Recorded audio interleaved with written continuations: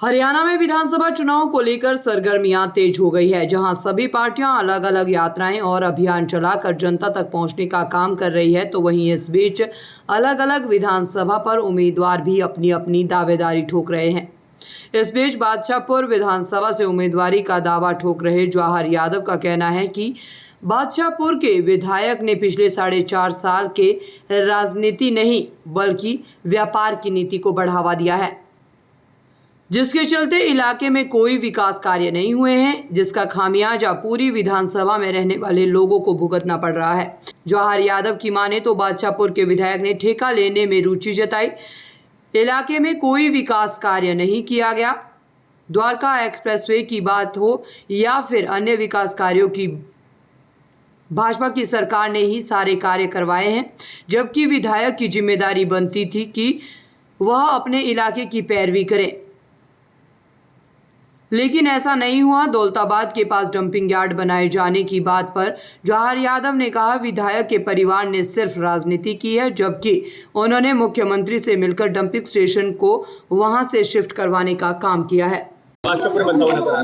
देखिए, पिछले 4.5 साल जो यहाँ से निर्वाचित विधायक रहे, उन्होंने राजनीति नहीं केवल व्यापार नीति की। जीतने के बाद वो किसी के दुख सुख में शामिल नहीं हुए, ना कोई विकास के कार्य किए। वो केवल विधायक बनने के बाद अपना व्यापार बढ़ाते रहे।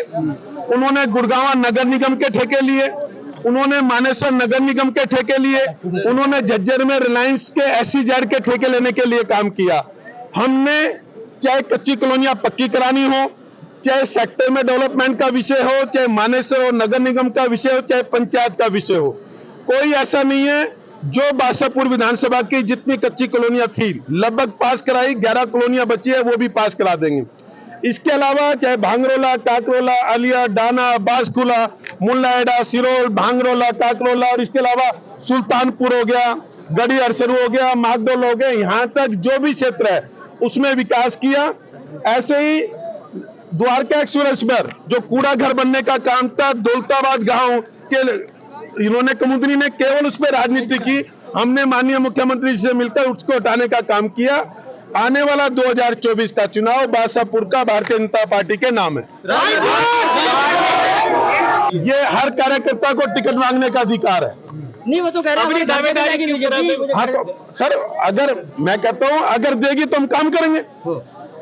जवाहर यादव भारतीय जनता पार्टी के लिए समर्पित है। मैं लड़ूं या कोई भी लड़े, मुझे केवल भारतीय जनता पार्टी नजर आती है। मिला जुला वोट बैंक है सोसाइटी। तीसरी बार मुख्यमंत्री श्री नायब सैनी जी के नेतृत्व में तीसरी बार भारतीय जनता पार्टी की सरकार बनने जा रही है। बहरहाल जवाहर यादव ने दावा किया है कि निश्चित तौर पर उनके नेतृत्व में अगली सरकार भाजपा की ही बनेगी, लेकिन सरकार किसकी बनती है, जीत का ताज किसके सर सजता है, ये तो आने वाला समय ही बताएगा। गुरुग्राम से अनुज पांचाल की रिपोर्ट।